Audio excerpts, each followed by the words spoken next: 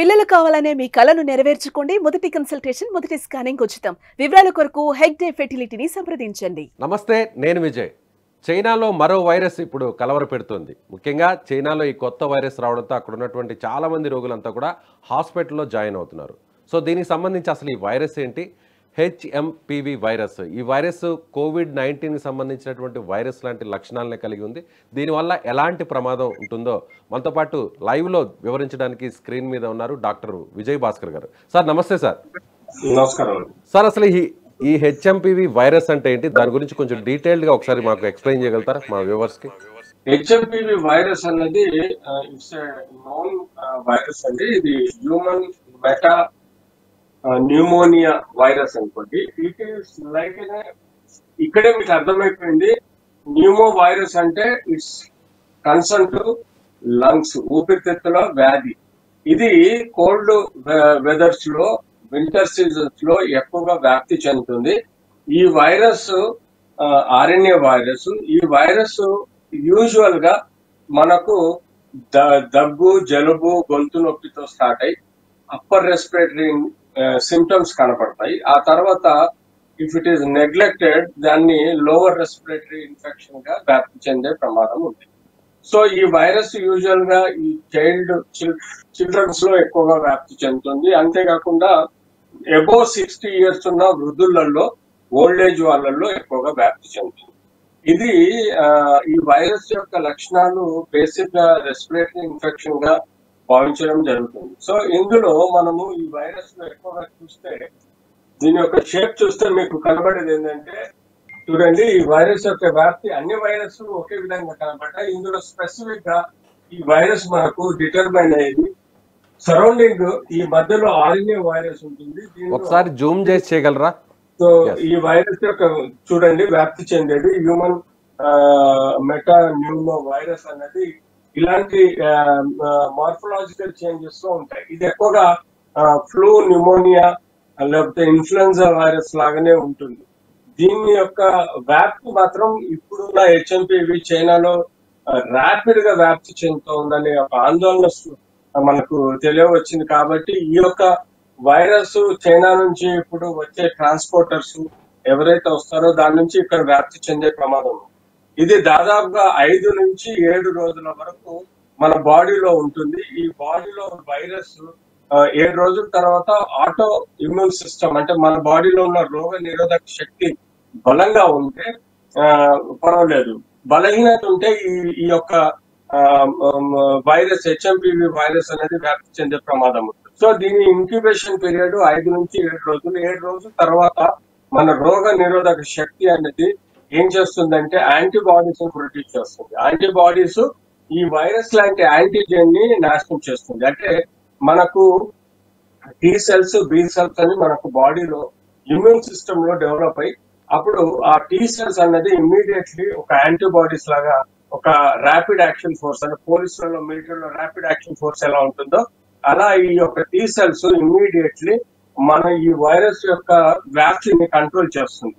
అలా మనము దీని నుంచి ఎస్కేప్ అవుతాం. అంటే మనకు 7 రోజుల్లో ఈ యొక్క వైరస్ నాశనం చేసి మనం రికవర్ అయ్యే ఆస్కారం ఉంది. ఈ లోపల సూపర్ యాడెడ్ బ్యాక్టీరియల్ ఇన్ఫెక్షన్ కానీ ఈ సీజన్ లో పిల్లల్లో కానీ, వృద్ధులలో కానీ, లేకపోతే రోగ నిరోధక శక్తి వీక్ గా ఉన్న వాళ్ళల్లో ఈ 5-7 రోజుల్లో సపోజ్ ఈ వైరస్ ఇన్ఫెక్షన్ తో సూపర్ యాడెడ్ బ్యాక్టీరియల్ ఇన్ఫెక్షన్ కానీ లేకపోతే నెగ్లెక్ట్ చేస్తే ఇది అప్పర్ రెస్పిరేటరీ నుంచి, అంటే అప్పర్ రెస్పిరేటరీ అంటే ముక్కు, నోరు, గొంతు నుంచి ఇది లోవర్ రెస్పిరేటరీ అంటే మొత్తం ఊపిరితిత్తులకు వ్యాప్తి చెందినప్పుడు అది సివియారిటీ పెరిగి లంగ్ యొక్క డ్యామేజ్ చేయడం వల్ల అది ICU, respiratory intensive care, ventilator పోయే ప్రమాదం. సో ఇది self limiting disease. Self limiting disease అంటే మనకు ఒక సిస్టమ్ బాడీలో ఉంది రోగ నిరోధక, దాంతో మనం కొన్ని లక్షల వైరస్ మన చుట్టూ తిరిగినా కూడా మనం కాపాడుకోగలుగుతాం.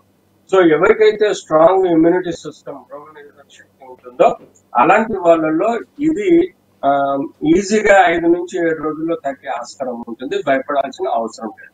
సో ఆబ్వియస్ గా దీని యొక్క వ్యాక్సిన్ మనకి ఇన్ఫ్లుయెన్జా వ్యాక్సిన్ కానీ లేకపోతే న్యూమోనియల్ వ్యాక్సిన్ కానీ ఏదైతే ఉందో అది కూడా మనకు ఈ యొక్క వైరస్ ను ప్రొటెక్ట్ చేసే ఆస్కారం ఉంటుంది.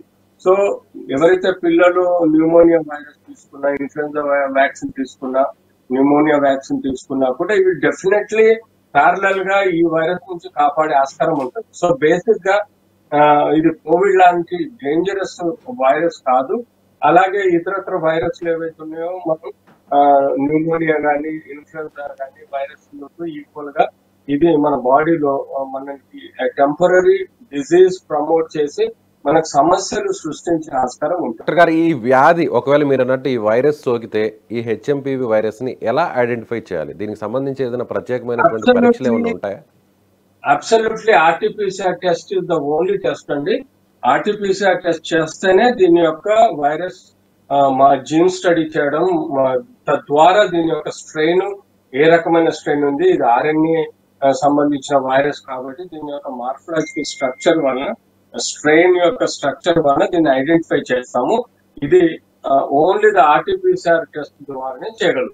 ఈ శాంపుల్ తీసుకొని మన దగ్గర ఉన్నటువంటి ల్యాబొరేటరీస్ లో ఈ టెస్ట్ చేసేటువంటి ఫెసిలిటీస్ ఉన్నాయా? అంటే మనం ఆల్రెడీ కోవిడ్-19 సంబంధించి కూడా ఆర్టీపీసీఆర్ లోనే మనం చూసాం పరీక్షలు చేయడం. సేమ్ ఇప్పుడు అదే ఫార్మేట్ లో చేయాల్సి ఉంటుందా, లేదంటే ప్రత్యేకమైనటువంటి ఫార్మేట్ లో ఉంటుంది? మనకు ఇప్పుడు ఆల్మోస్ట్ అన్ని జిల్లాలలో కూడా, స్థాయిలలో కూడా మనకు ఈ యొక్క ఆర్టీపీసీఆర్ టెస్ట్ అవైలబుల్ ఉంది. తద్వారా మనం రూల్ అవుట్ చేసుకోగలం. అలాగే వ్యాధి లక్షణాలు, సిమ్టమ్స్ ఏముంటాయండి డాక్టర్ గారు? వ్యాధి లక్షణాలు ఫస్ట్ మనకు బేసిక్ గా అప్పర్ రెస్పిరేటరీ అంటే నోజ్ దిబ్బడం, అంటే ముక్కు దిబ్బడం, కోల్డ్ అవడం, గొంతులో నొప్పి రావడం, జలుబు రావడం, దగ్గు రావడం, ఇవి బేసిక్ గా అప్పర్ రెస్పిరేటరీ సిమ్టమ్స్. ఆ తర్వాత లోవర్ రెస్పిరేటరీ స్ప్రెడ్ అయినప్పుడు ఆయాసం రావడం, సాచురేషన్ తగ్గడం, విపరీతమైన దమ్ము రావడం లాంటి లక్షణాలతో వారు హాస్పిటలైజేషన్ అవసరం ఉంటుంది. బట్ యూజువల్ గా ఇది 5 నుంచి 7 రోజుల్లో సెల్ఫ్ లిమిటింగ్ డిసీజ్ కాబట్టి ఏదైతే మన బాడీలో రోగ నిరోధక శక్తి యాంటీబాడీస్ ప్రొడ్యూస్ చేసి ఇమీడియట్లీ ఈ శత్రువు లాంటి వైరస్ యొక్క యాంటీజెన్ ని నాశనం చేస్తుంది కాబట్టి మనకు 5 నుంచి 7 రోజుల్లో రికవరీ అవుతారు. బేసిక్ సిమ్టమాటిక్ ట్రీట్మెంట్ తీసుకుంటే సరిపోతుంది. అంటే దగ్గులకు, జలుబుకు, కోల్డ్ కి, లేకపోతే ఇతరత్ర ఏవైతే బేసిక్ సిమ్టమ్స్ ఉంటాయో వాటికి తీసుకోవాల్సిన వైద్యం తీసుకుంటే సరిపోతుంది. బట్ దీని గురించి పెద్దగా ఆందోళన చెందాల్సినటువంటి అవసరం అయితే లేదంటారు. అబ్సల్యూట్లీ వైడ్ స్ప్రెడ్ అవుతుంది కావచ్చు. ఒకసారి వైరస్ ఒక జోన్ లోకి ఎంటర్ అయినప్పుడు ఆ జోన్ లో ర్యాపిడ్ గా ఇన్ఫెక్షన్ స్ప్రెడ్ అవ్వచ్చు. కానీ దీని వల్ల కోవిడ్ లాగా భయపడాల్సిన అవసరం లేదు. కోవిడ్ లో కూడా చాలా స్ట్రెయిన్స్ మనల్ని ఇబ్బంది పెట్టినా 1-2 స్ట్రెయిన్స్ మాత్రం మనల్ని డేంజర్ జోన్ లోకి తీసుకెళ్ళాయి. అలాగే ఈ హెచ్ఎంపీవీ వైరస్ కూడా మనల్ని ర్యాపిడ్ స్ప్రెడ్ అవ్వచ్చు. ఈ జోన్ లో వచ్చేసి ఒక ఇన్ఫెక్టెడ్ పర్సన్ 10 మందికి ఇన్ఫెక్ట్ చేయడానికి క్షణాల్లో పట్టొచ్చు. కానీ దీని యొక్క వ్యాప్తి ఎంతున్నా కూడా అంత ఫాస్ట్ గా ఇమ్యూన్ సిస్టమ్ స్ట్రాంగ్ గా ఉంటే రికవరీ అవ్వడానికి ఆస్కారం ఉంటుంది. సో నేను అనేది ఏంటంటే ఈ సీజన్ లో పిల్లలని చాలా జాగ్రత్తగా స్కూల్లో పంపాలనుకుంటే ప్రాపర్ గా మాస్క్ ధరించడము, ప్రాపర్ కేర్ తీసుకోవడము, పిల్లల్ని ఆడే ప్రదేశాల్లో శుభ్రంగా ఉంచడం, స్కూల్ యాజమాన్యము, టీచర్స్ గ్రౌండ్ లో జాగ్రత్తగా ఉంచడం, పిల్లల్ని శుభ్రంగా ఉంచడం, జాగ్రత్తలు తీసుకుంటూ వాళ్ళకి అవసరం ఉంటే న్యూమోనియా వ్యాక్సిన్ ఉంటుంది, ఇన్ఫ్లుయెన్జా వ్యాక్సిన్ ఉంటుంది, అది వేసి వాళ్ళని పిల్లల్ని స్కూల్ పంపడం, ప్రాపర్ కేర్ తీసుకోవడం అనేది పేరెంట్స్ అండ్ స్కూల్ యాజమాన్యం రెస్పాన్సిబిలిటీ. అలాగే మీరు ఇప్పుడు ఒక వైరస్ కి సంబంధించి కూడా వ్యాక్సిన్ తీసుకుంటే సరిపోతుంది, భయపడాల్సిన అవసరం లేదు అంటున్నారు. అంటే ఇప్పుడు వ్యాక్సిన్ ఏ ఏజ్ లోపు ఇవ్వాల్సినటువంటి పరిస్థితి ఉంటుంది?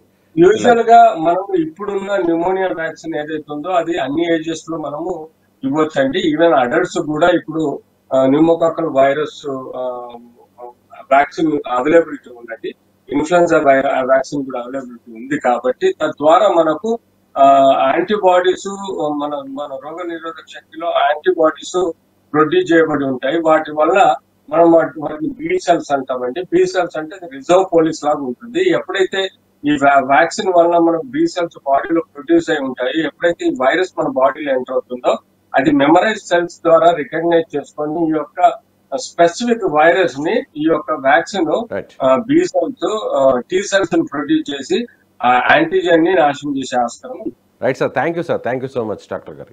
ఇది డాక్టర్ విజయభాస్కర్ గారు చెప్తున్నట్టుగా ప్రస్తుతానికి ఈ వైరస్ చైనాలోనే ఉంది. సో ఇది చైనా నుంచి చాలా ఫాస్ట్గా వ్యాప్తి చెందే అవకాశం ఉంది. అయితే ఇది ప్రాణాంతకమైనటువంటి వైరస్ కాదు, కాకపోతే ర్యాపిడ్గా ఇది ఇన్ఫెక్షన్ అవుతుంది. ఒక వ్యక్తి నుంచి 10 మంది వ్యక్తులు కూడా ఈ వైరస్ సోకే ప్రమాదం కూడా ఉంది. అయితే ముఖ్యంగా చిన్నపిల్లలు, అదేవిధంగా 60 సంవత్సరాల వయసు దాటిన వారు అప్రమత్తంగా ఉండాలని చెప్తాను. ముఖ్యంగా ఇన్ఫ్లుయెంజా, న్యూమోనియా వ్యాక్సిన్ వేసుకున్న వారికి పెద్దగా ఇబ్బంది ఉండదు. కాకపోతే ఈ వైరస్ సోకిన తర్వాత 5 నుంచి 7 రోజుల పాటు ఈ వైరస్ బాడీలో ఉంటుంది. కాబట్టి స్కూల్కి వెళ్ళేటువంటి చిన్నపిల్లలకు మాస్క్ తప్పనిసరి అని డాక్టర్ గారు చెప్తున్నారు. Thank you so much.